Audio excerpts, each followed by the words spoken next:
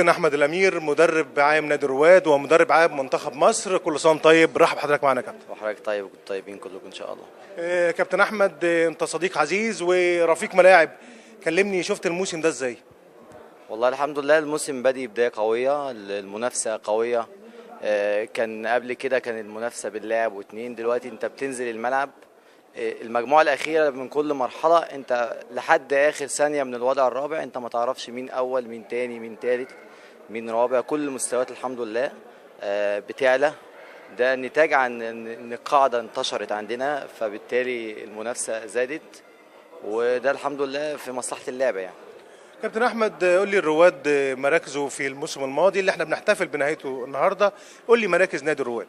الحمد لله نادي الرواد اول بطوله الجمهوريه كبار، وتاني بطوله الجمهوريه ناشئين. الرواد وهليوبلس دايما هم اهلي وزمالك، زي ما دايما بنقول كره السرعه بتتبادلوا المركز الاول والثاني. بصفتك احد الخبراء دلوقتي في كره السرعه، انت مدرب عام منتخب مصر الى جانب انك مدرب عام نادي الرواد، شايف ايه الفرق الصاعده في كره السرعه اللي ممكن تنافس هليوبلس او الرواد؟ والله هو الفرق بين هليوبلس والرواد او الرواد وهليوبلس وبعض الانديه كلها ان عندنا احنا المراحل كلها في تنافس في المراحل كلها.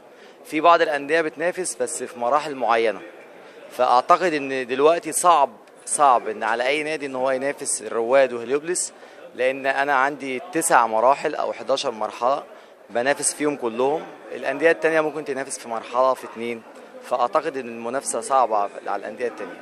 كابتن احمد، الموسم الجديد بدأ بالفعل. طمني عن منتخب مصر. نادي الرواد احنا مطمنين عليه دايما. منتخب مصر، ماذا عن اخبار منتخب مصر اخر الاستعداد؟